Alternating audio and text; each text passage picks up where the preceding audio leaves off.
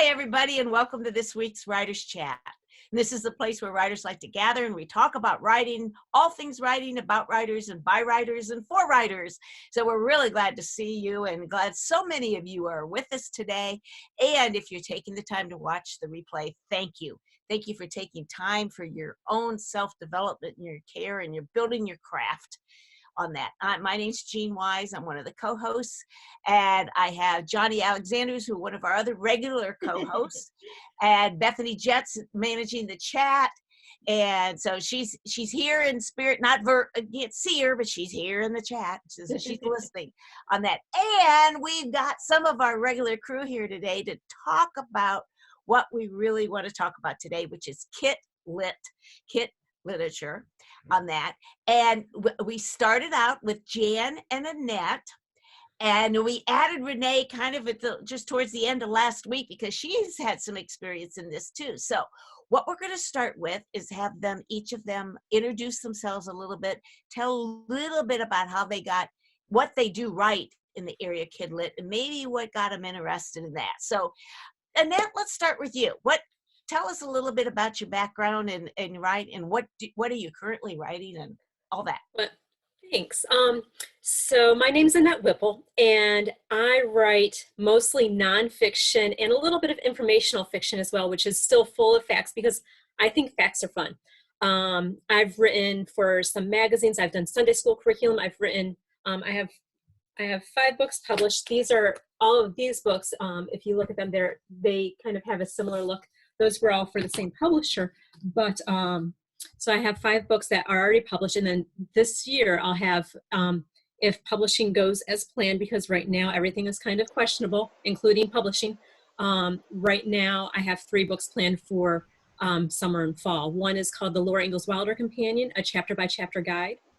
Another book is a picture book that is going to be illustrated with photographs, and it's called Who Knew the Truth About Owls. I'm very excited about that as well.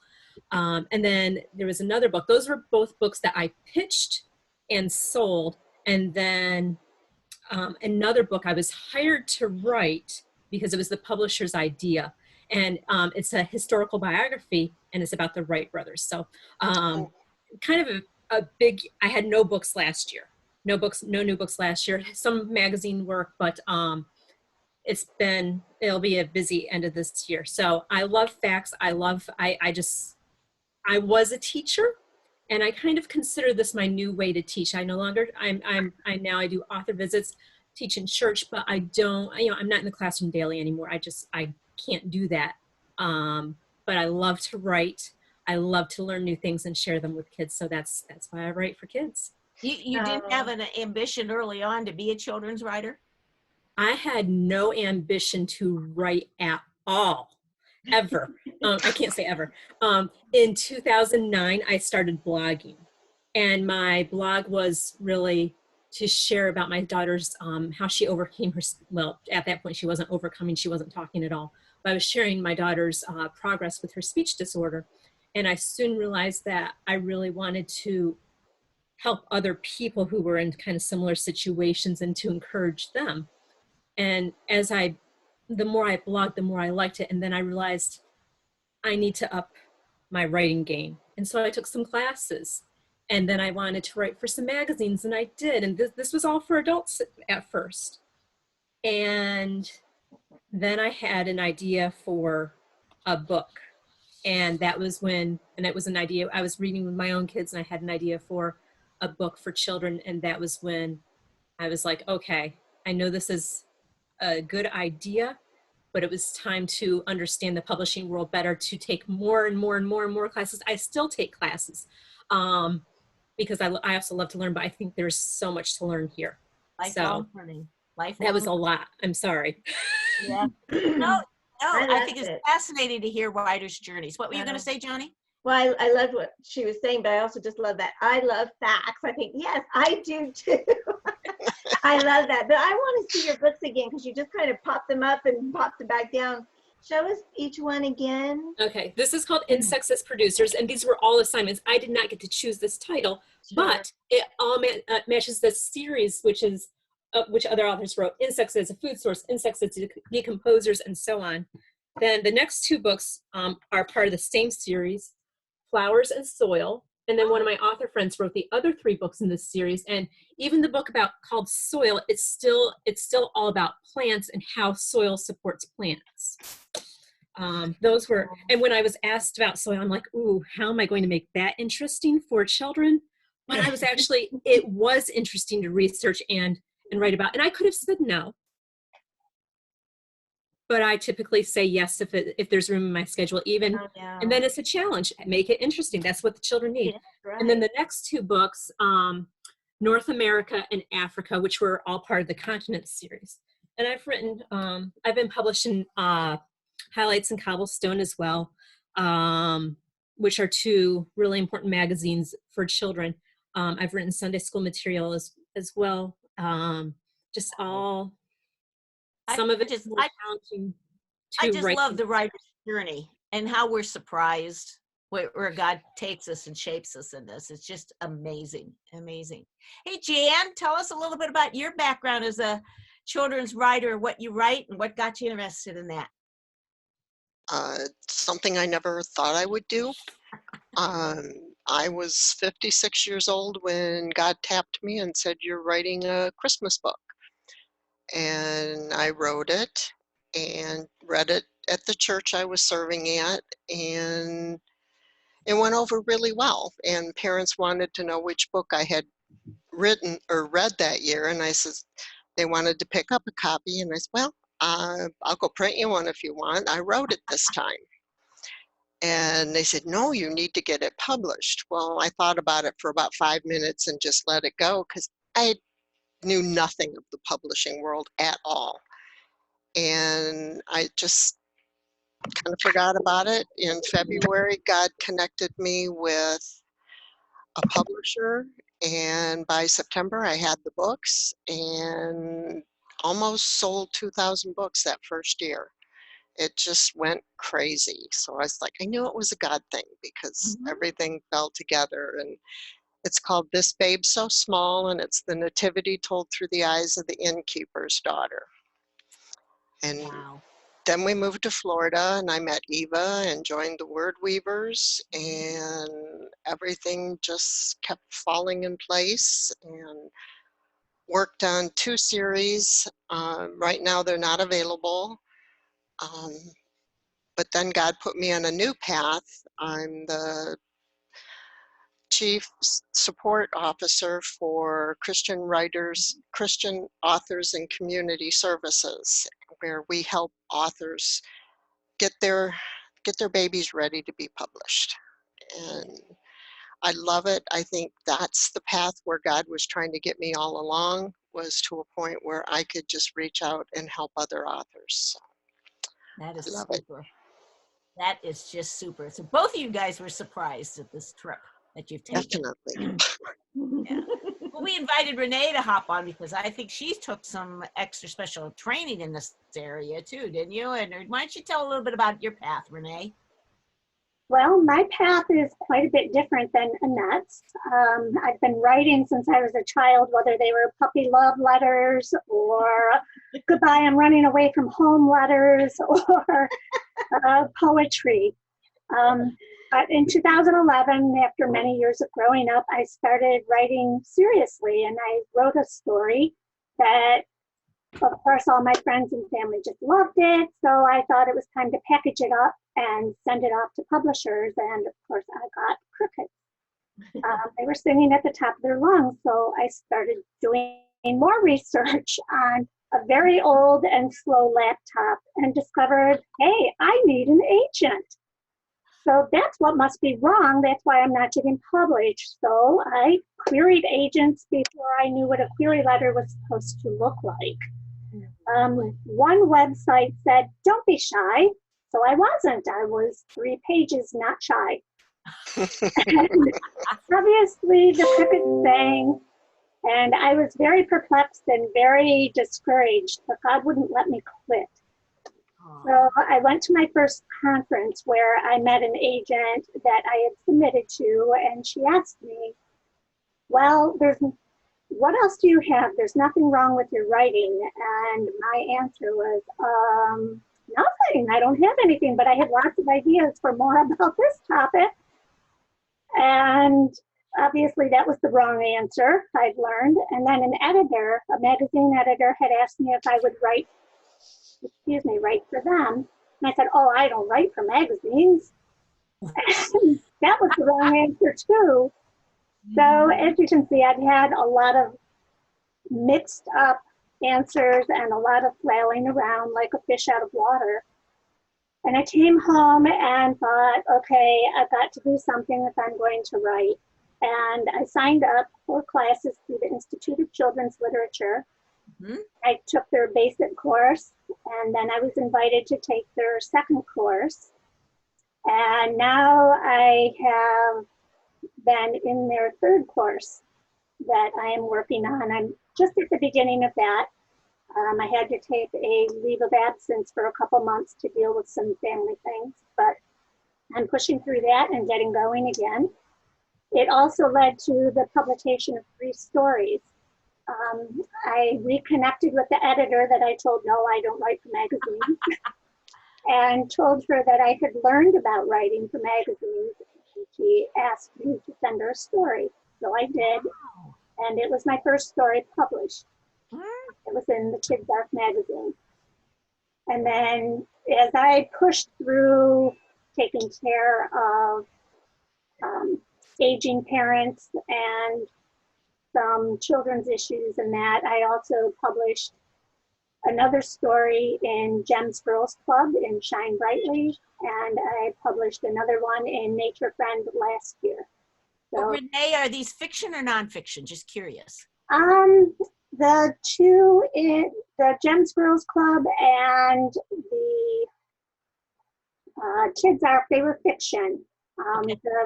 The Kids Arc story, I took the story of Saul of Tarsus, and I developed a character that I imagined to be the child of Ananias, and how he would have seen the story of the family's fleeing, perhaps, to get away from Saul.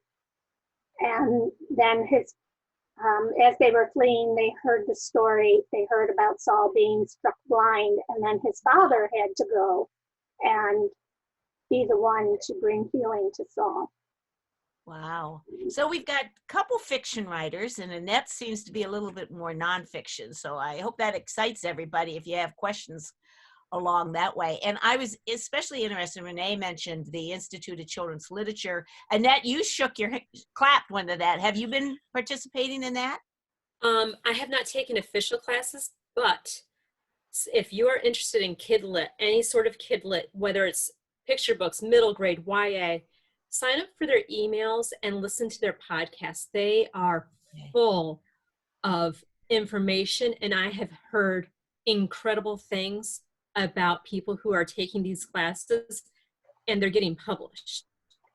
They're not just great classes, people are getting published. So, and I noticed in the chat, Leslie apparently has participated with them too in the chat. She said something about that. So, Johnny?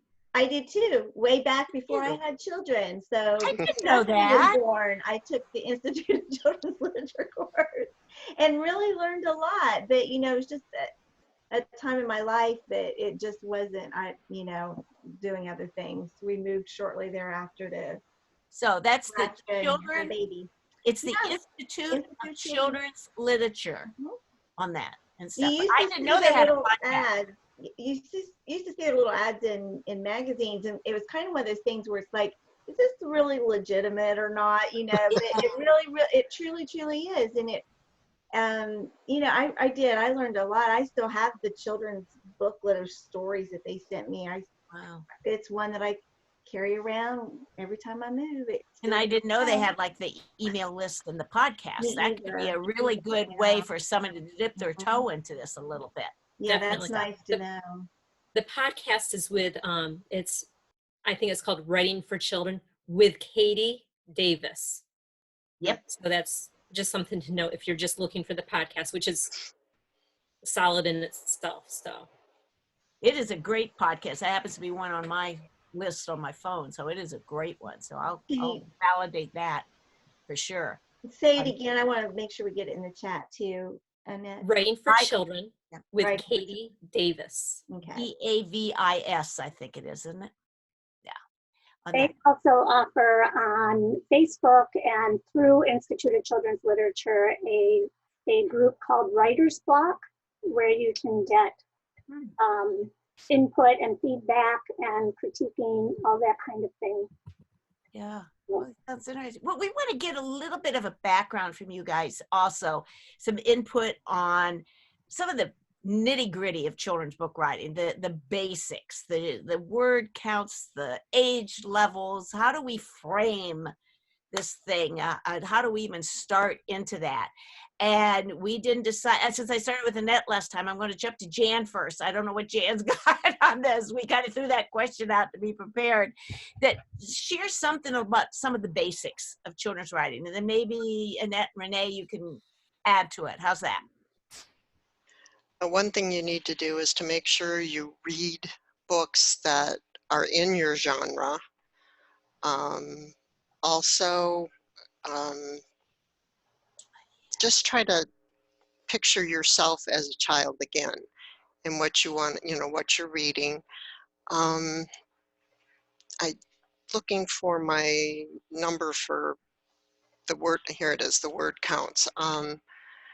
One of the books I read was the Magic Treehouse series. Those are so much fun. And the first series I wrote was Bible Characters Through the Ages. And that's kind of how I did my books then, was the stories, and then I put questions at the back so the kids could make sure they learned, or the parents could make sure they were paying attention to what they were reading and not, so I love the Magic Treehouse books. Those are so cute, and I passed them on to my grandkids, and they're having fun with them as well.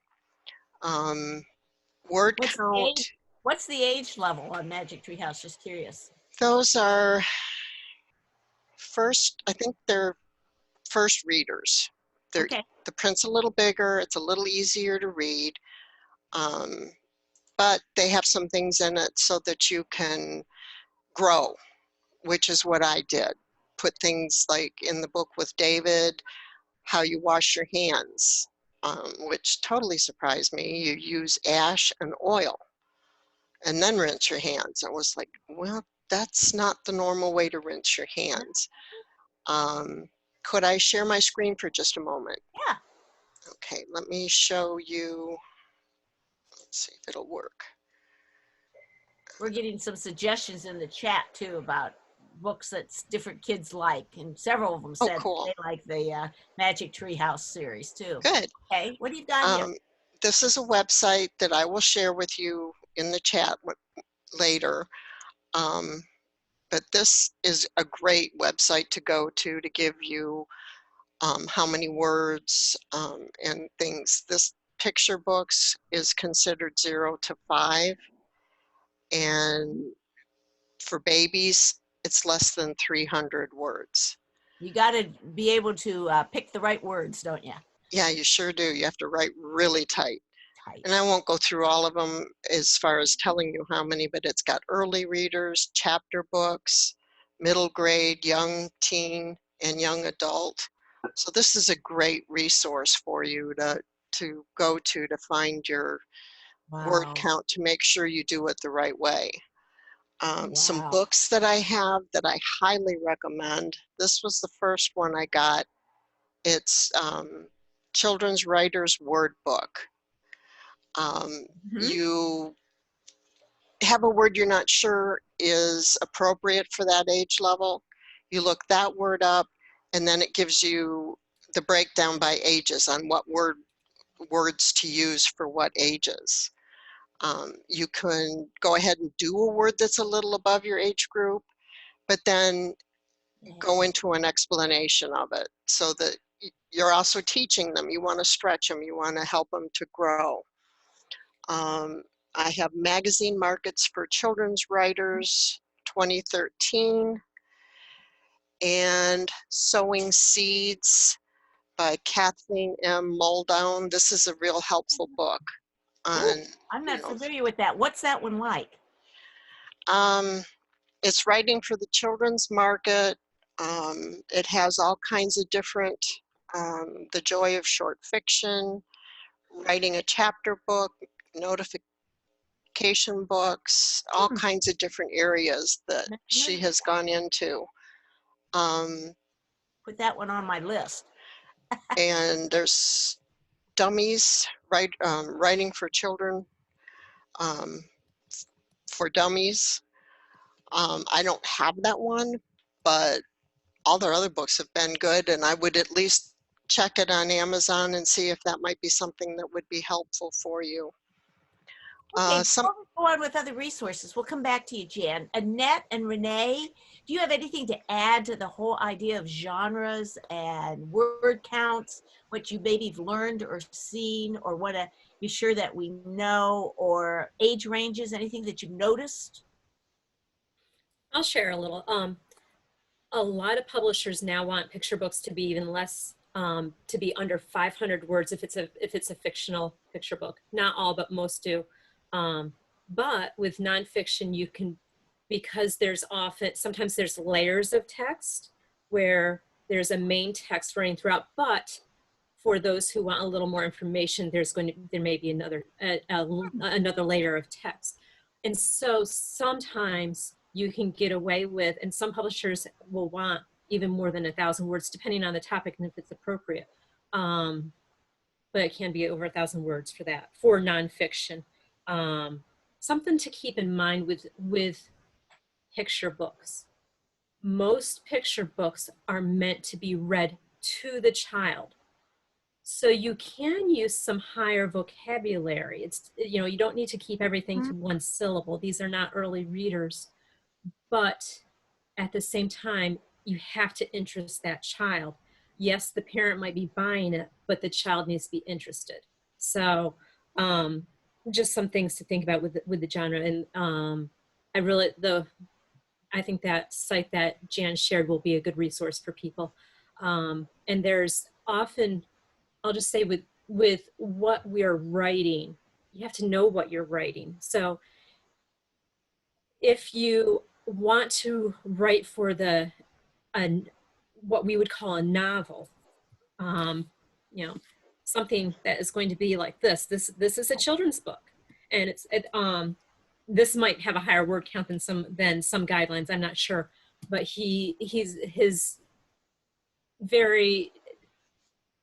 but you have to know what you're writing. Some people will call a book like this a chapter book. This isn't a chapter book according to the industry. This is just a middle grade novel.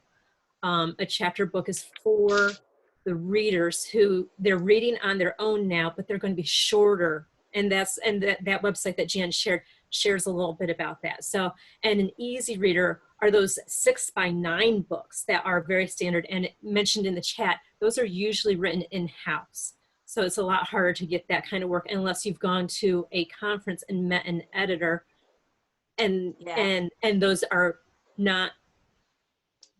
often just going to be work for hire and not royalty. Right. So you get paid and you don't get the rights, you don't get to have the royalties. Yeah.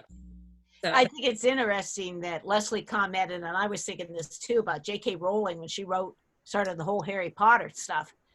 She broke all the rules on this. And so occasionally these are just guidelines, the basics of the industry type thing. And on that.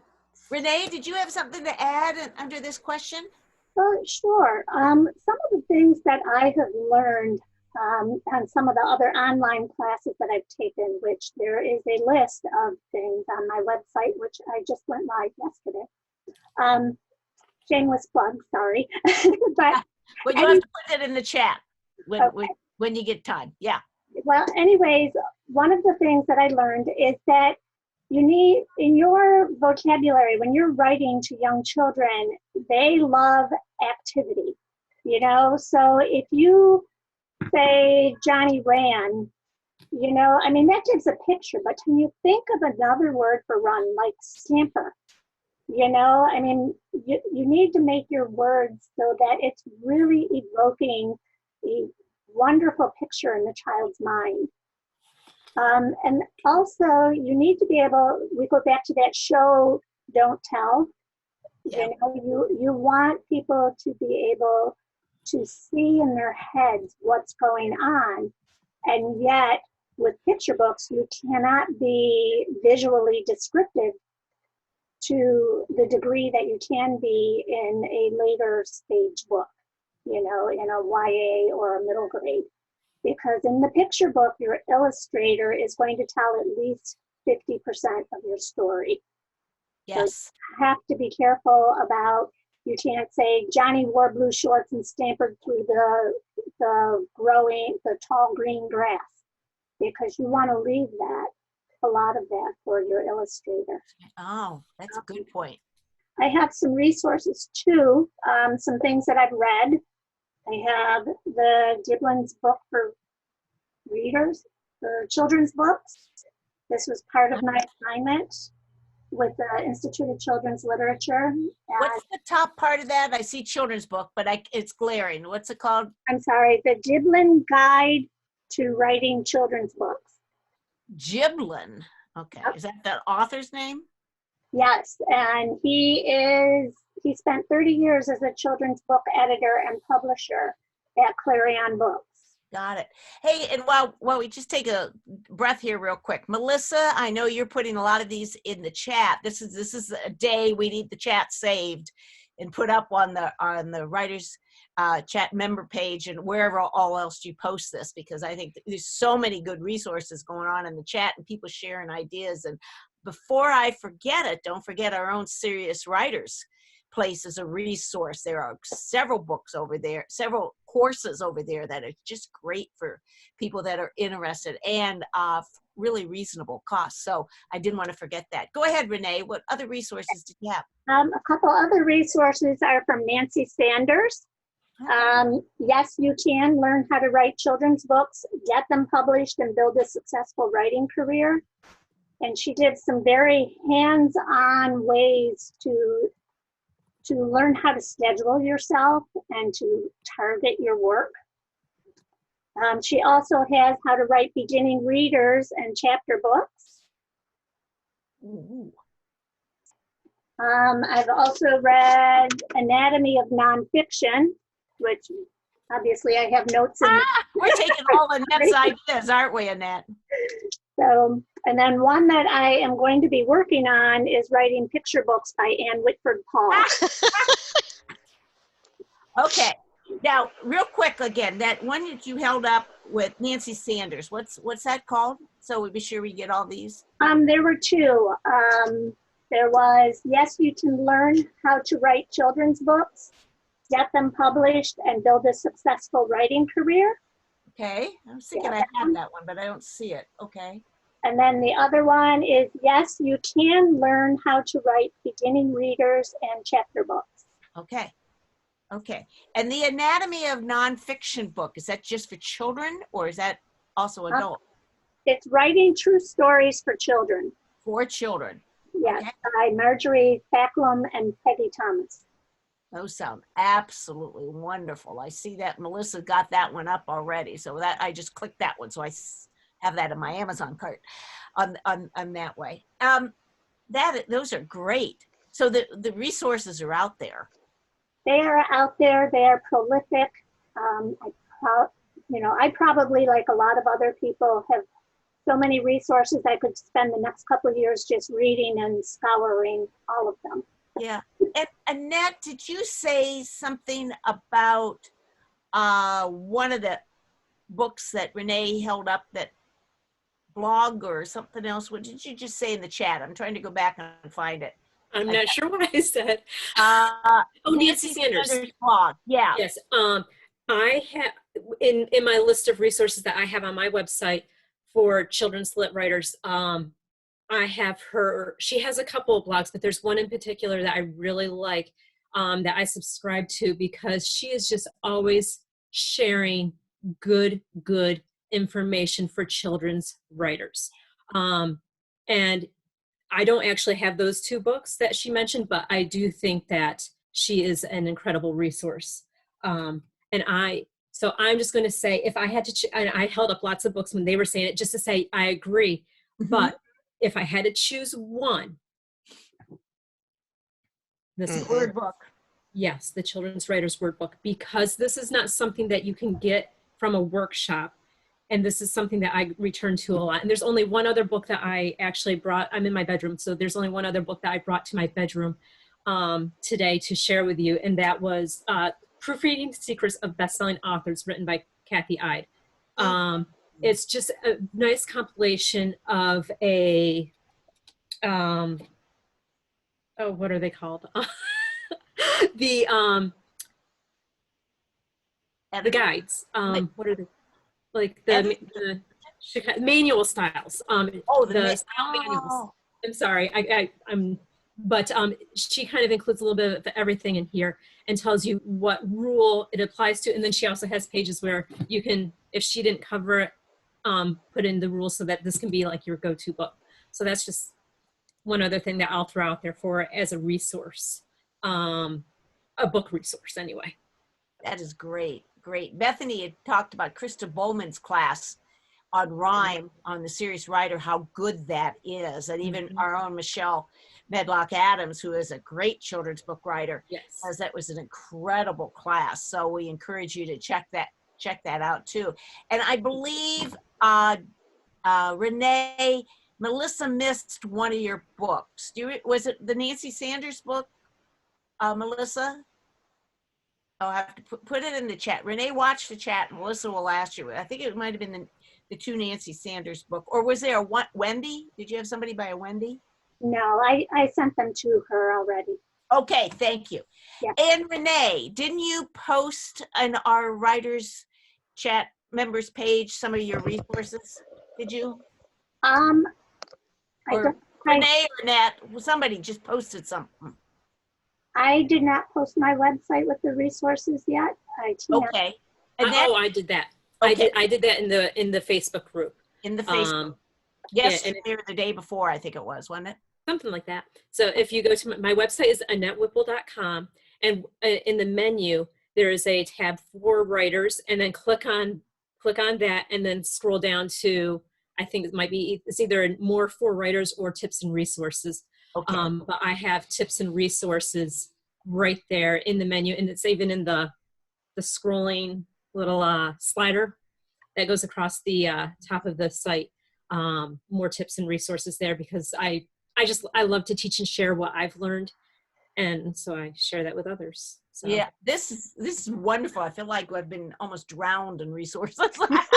And I laughed. Was it Leslie or Lori that made the comment that they need to clone themselves? Right. So what they say, Johnny, you were agreeing with it. What did she say? I'll have to scroll back and find that.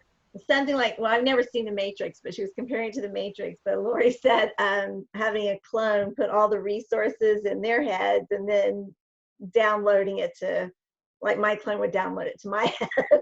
And I agree, because I mean, I've got tons of books where I've like started them and haven't finished them because I get another writing craft book and I want to read it. And, you know, like I've got a bunch behind me and a whole stack over there. And there's just so much great information, no matter what you're writing, children's, historical, women's fiction, you know, nonfiction, whatever. And yeah, that would be a great thing to have that clone, just to read it, speed read it. And while I slept, just we need that little character. We used to be able to sleep on books. Wasn't there a theory you could sleep on books? All that. At least I believed it in college. It didn't work, but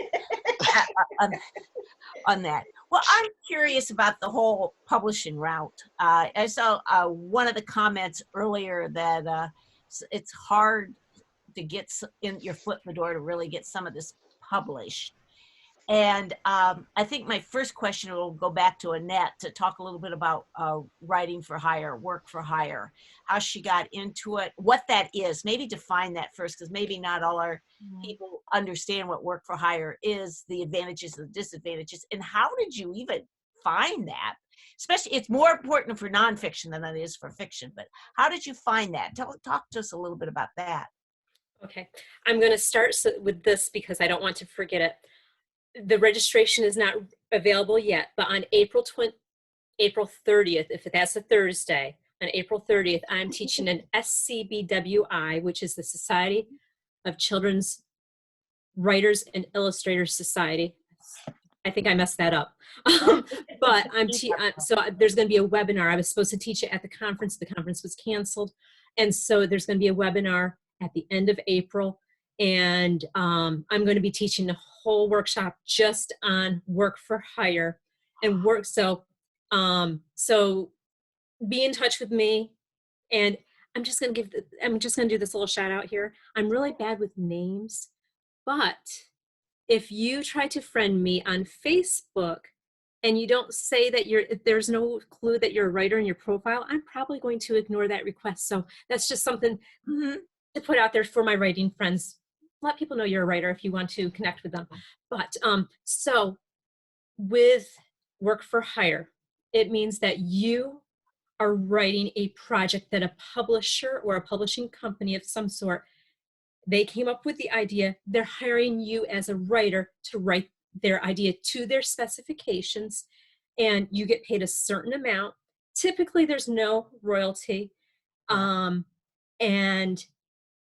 if you are if you are good at following instructions and you don't mind the editors kind of maybe making adjustments that you would not have made, then it can be a very good thing for you. Nonfiction is really big with work for hire because educational publishers do a lot, but there's also opportunities for fiction writers. There's even opportunities for illustrators for that kind of work for hire for the educational market.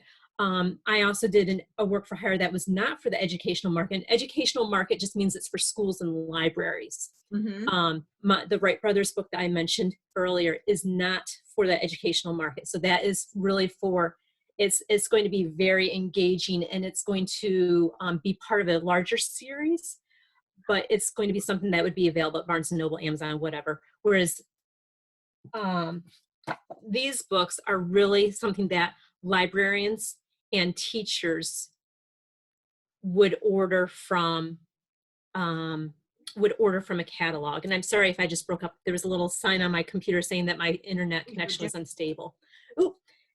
So the way that I learned about it, when I was first, when I had that first idea for a book, I spent a year studying the publishing industry, taking some more classes, and then it was time to go to my first conference and see. I wasn't expecting to sell a book or anything like that, but I knew it was time. And so I went and I met an editor I met several editors from some educational companies there. And I learned that this editor worked with new writers. A lot of the educational publishers do. And with that, she gave me her card. I sent an email shortly after and told her that I'd be in touch. And then I made a work for hire package, which usually includes a cover letter, a resume, and 2 writing samples, somewhat less. And I did that. And she said, we're working on our titles. We're coming up with ideas. I'll be in touch in a few months. And she was. That it doesn't always happen like that. And the other thing with work for hire is I've sent many work for hire packages out to publishers, and some I don't even get a response. And this is very typical. You really have to be persistent if you want to do work for hire, especially books. There are other kinds of work for hire, including online. Like think of you've heard of ABC Mouse. They're advertised. Well, maybe that's because I have children, but I've seen them advertised everywhere. But there are a lot of online educational companies that do this as well. And the Sunday school materials that I did, that was work for hire. I had to audition for that, and I had to audition for another project as well. Audition, I'm just curious. What did you have to audition? I didn't sing. I would not have gotten paid for that. But I had to actually prove myself. They gave me an assignment and said, for the Sunday school materials, for example, that was with Union Gospel Press. And for that, I was hired to write, I think it was 13 little cards that told a Bible story on them. And I had to write to all of their specifications. And they were a unique publisher because usually when we write for children, we want to write the way that we would speak to a child. And they didn't allow me as their writer to use any contractions. And so, you know, it's just following those instructions. So I think I was given the idea would be to write 13 of these little cards, and for 13 Bible stories, basically, because size doesn't matter. It could have been big. But 13 stories. And for the audition, I had to complete 2 of them. And then they would decide if they would hire me or not. They gave me quick feedback on those 2, and then let me finish the project. And later on, they did come back to me and say, do you want a bigger project? Instead of just doing the little Bible lessons, do you want to do the whole kit and caboodle for the teacher? Do you get your name on these works? Do you get your name on these works? Usually. Okay. So for, there's my name. So but you don't usually get royalties. You don't get royalties, but Right, you might be able to and- buy some at lower price to hand out or sell or depends something. on the publisher. Okay. I've had the opportunity to do that with different publishers, yes, but not all do that. And some of them, so this is the paperback version, this is the hardback version. Some publishers with educational companies only do, they only do the hardcover because they're library bound, which means that they're gonna last a lot longer than a standard hardcover book. However, this is a $30 book. A typical, so that libraries invest in these, families don't. And so buying this at a 40% discount isn't going to be helpful to sell. So it just depends on the publisher and that sort of thing. I was thinking you had another question. There was a question in the chat back here somewhere.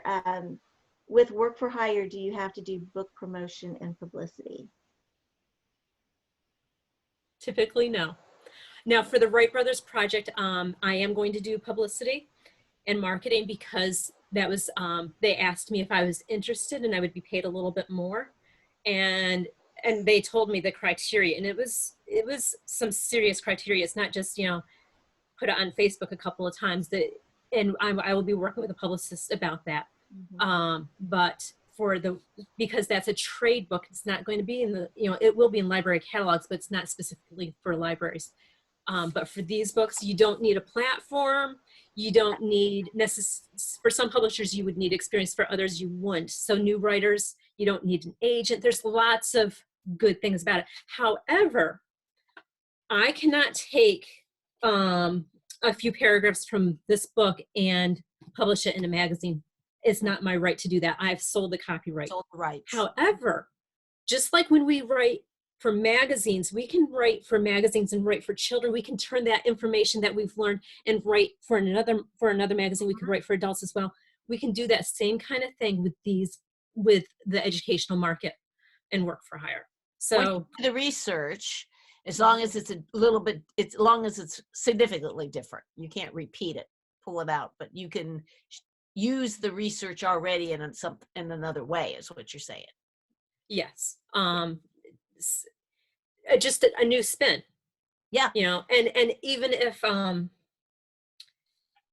when I wrote about soil specifically related to how it supports plants, that probably wouldn't be something that I could easily write about. However, when it came to North America, when I was asked to write 2 continents books, I was originally assigned 2 different ones. North America was not one of them, but one of my writer friends had already written about North America for another publisher.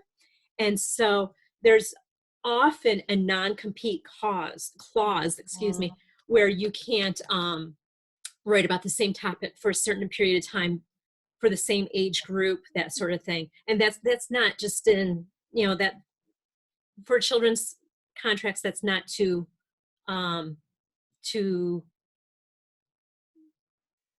non-standard, I guess. So one other thing, so when I don't have an agent. So when I have a trade contract, I have an attorney. I have my literary attorney check it over and discuss it with me. Oh, wow. And for these contracts tend to be straightforward.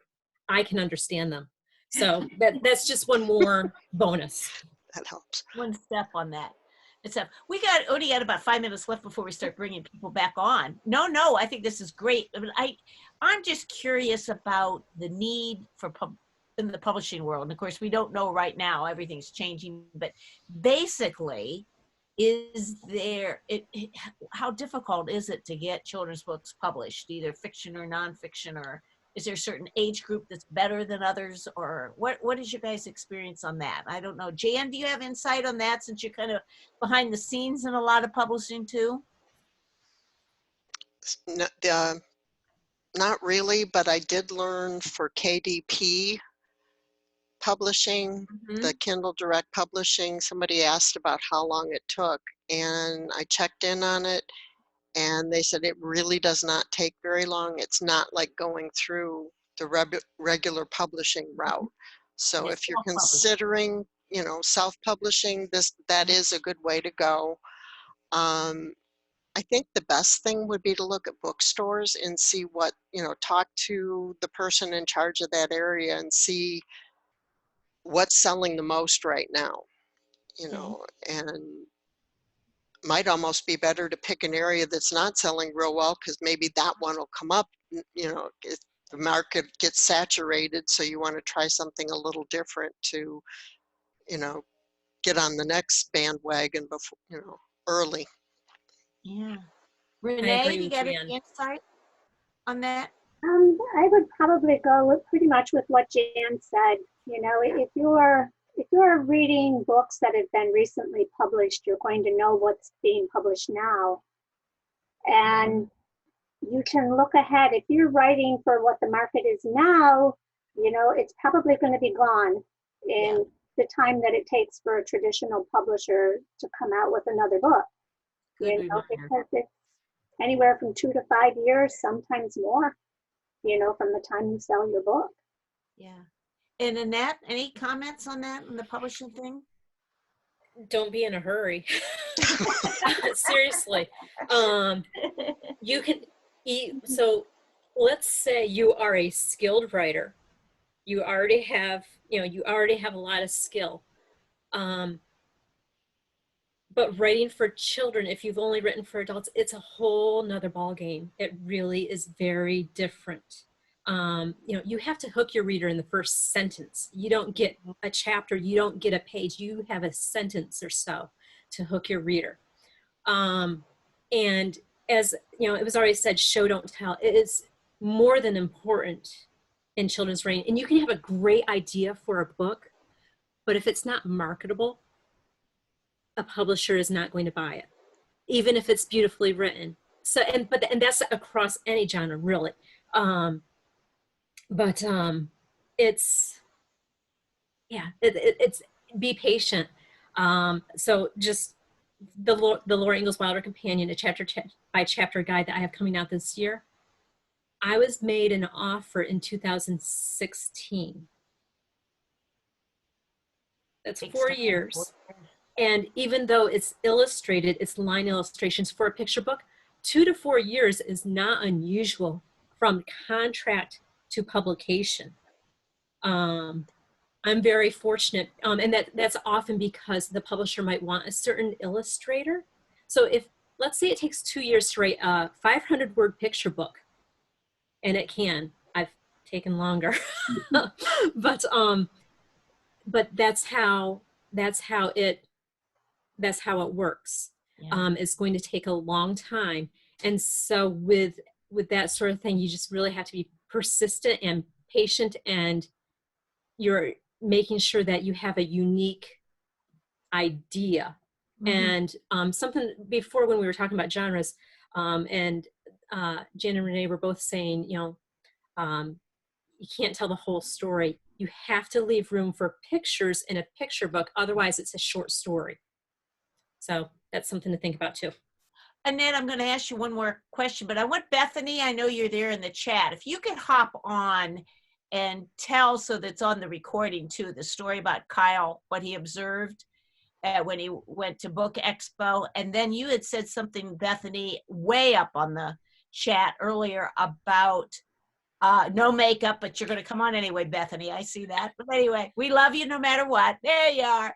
But we want you also, let me ask Annette her question, but I want you also, you had said something that Kyle had observed that wasn't selling because they used in-house, a category that they just used in-house. It was, yes, you did. I thought it was early readers. Early readers. That Somebody they had mentioned early readers are in-house, and they are. Maybe it wasn't Bethany that said. Somebody referred to Kyle in the chat. That Kyle said. Was it Dory, maybe? Huh? I think it might have been Dory. Okay.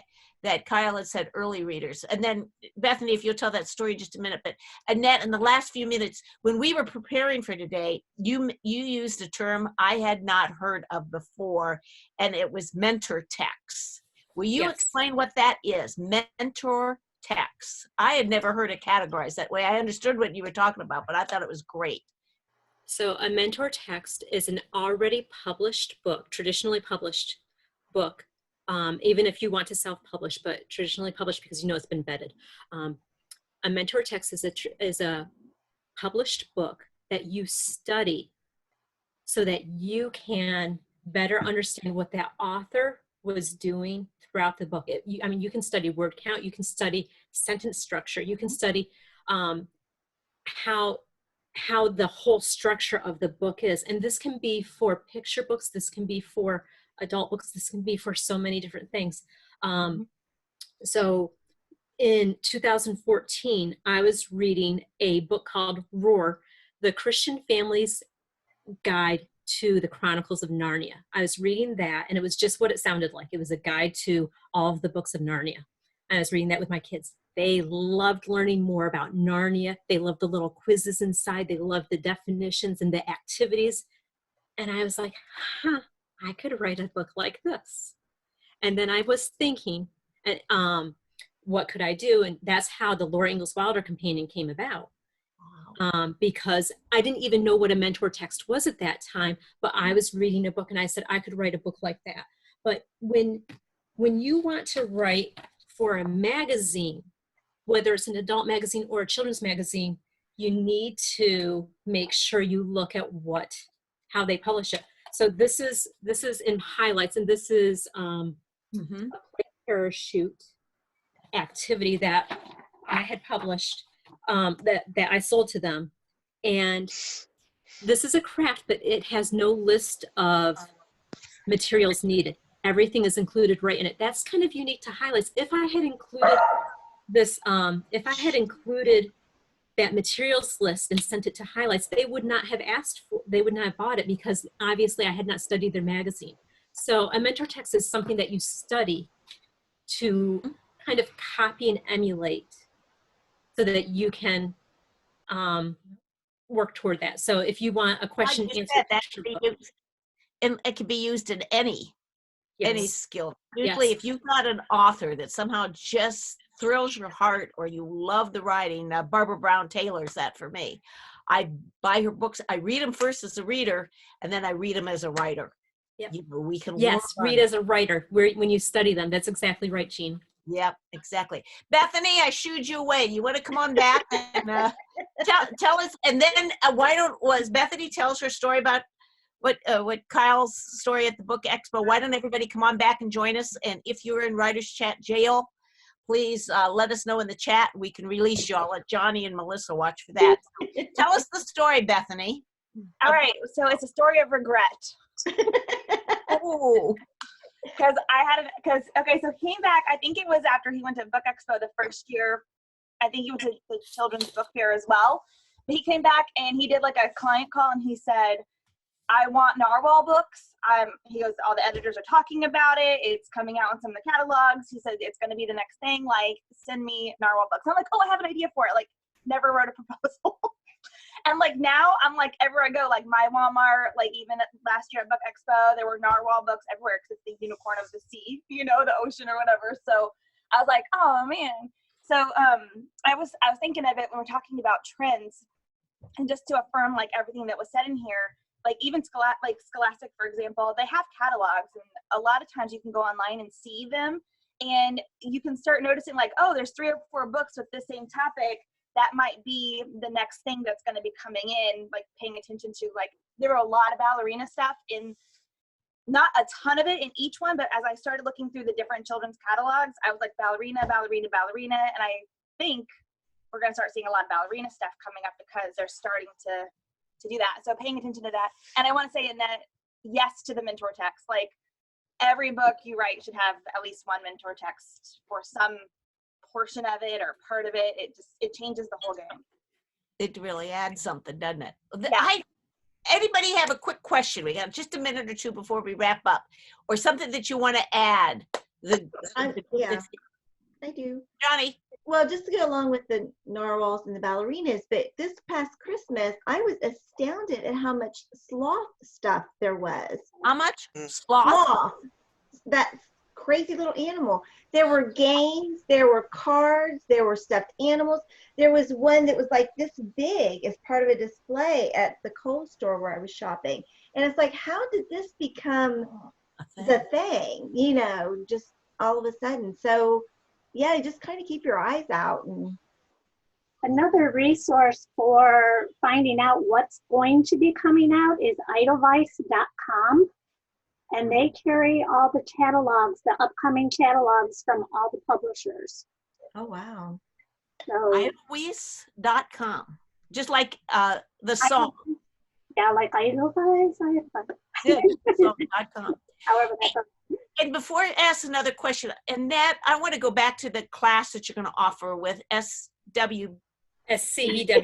Yeah, SCBWI. On that. How are we going to find that? Is that your regional group, or is that the national group, or? That's a really good question, because SCBWI is, if you want to write for children, you should pay membership to belong to SCBWI, Society for Children's Writers and Illustrators. Yeah. Sorry. But to answer your question, the Maryland, Delaware, West Virginia region is the host of the webinar that I will be sharing. However, it is open to everyone. You don't even have to be an SCBWI member. However, you will pay a little bit more typically, or at least the SCBWI webinars I've done, I pay, usually it's maybe $10 to $15 less because I am a member. So I get a little bit of a discount. However, anyone can do it. Hey. You can sign up for my newsletter. You can look at my schedule on my website. However, to actually, and I will have links there. You can email me, whatever. But if you want to go to the SCBWI, Maryland, Delaware, West Virginia, if you Google that, it will be on their page soon. But I believe, and I'm not sure if I'm right about this, but I believe the SCBWI Nevada region has a list of all the many, many webinars that the SCBWI offers. And these are really affordable. They are like $20 to $40 for these. So they're very affordable too. And they are really solid, good information. So I'm thrilled to teach with SCBWI because of the organization that they are. And we've had a ton of resources today. I have other stuff on my to-do list here I got to get done today, gals. And Ben, I think Ben was with us. But He was. yeah, on that way. Bethany, while we wrap up here, do you want to tell us about next week's show? Because I think or Book Brush. Is that next week? Yeah. Yes. You want to talk? Yeah. So we've partnered with BookBrush. They do 3D covers. So you can use a book cover, or even if you have a lead magnet opt-in, you can submit that as well. So I use that. It's like basically making it 3D. Spiraled children's books, audiobooks, whatever. And then they have like a box series set. So basically you upload your cover of whatever it is, and then they have instant mock-ups where it automatically puts the cover onto like a background, or you can create your own. Amazon links. They're amazing. And so they're offering to do an exclusive webinar for a serious writer, and then we're partnering with them to do it on our normal writers chat time. Yeah. So we can all be part of it. It just went out in the newsletter now. Let me grab the link though. I'll put it in the chat to register for it, because it won't be on this Zoom. It'll be, they're hosting it, and they're going to show how to use like 3D tools and creators. And I think they've got a free plan that they've got anyway, but I'm excited about it. We love them, and they're amazing people over there. Like the two guys that own this company are believers, and they've got strong ministries, and we're just so thrilled to be super. So be sure you look at our Writers Chat members page next week, because it'll be a different link next week, or just next week's show. Then we'll be back to the regular link that we keep pinned at the top on that way. So next week will be a little bit different. And pass that word in case you happen to see somebody that gets lost next week. We'll write out Bethany or Melissa, somebody you guys will post that, I'm sure. Yeah, So we can see that. And I know it is afternoon, so I mean after our hour's up, but I just want to thank Renee and Jann and Annette and Bethany and Johnny for jumping in there on that. This has been a ton of info. We had over 25 participants at one point, so that we really had a lot of people there. We'll say it's the topic, not the shelter-in-place issue, right? You know, that we had so many people with us, so it was so wonderful seeing everybody. Thank you for the wealth of information. You've inspired us as usual, and for those of you that are here, we invite you to stay for the after party. Anything else before we quit the recording? Oh, me. What? Okay, so tonight we're doing a free webinar. Kyle's doing 10 tips on how to market you and your books. So even if you don't have a book out, how to start the marketing plan. And we're doing we're calling it the Serious Writer 101 series. It's all free. And we also have the replay from his last week's one that he did as well. And so even if you can't make it tonight at 7 p.m., you can get the replay. We'll be sending that link out like about an hour after. So I'll throw that in the chat before we close out so it can be saved. Okay. But don't miss it. And I watched last week's, 7 tips, 7 or 10? I can't remember. 7 Eastern tonight, yeah. Yeah, and it was absolutely wonderful. So I encourage you to hop on. There's a free resource for us. So, and we thank Melissa for recording this today and saving the chat, because I'm waiting for Bethany to get her one up. There it is. So we've got that in the chat, the one from it's 10 tips on how to market you and your books, and that'll be tonight, 7 o'clock Eastern, but at least sign up for it so you can get the replay no matter what on that way. Okay, we'll go to the after party, you guys. Thank you, and see you in a few minutes, and thank you for watching if you're watching the replay. See you next week, everybody. Bye. Bye.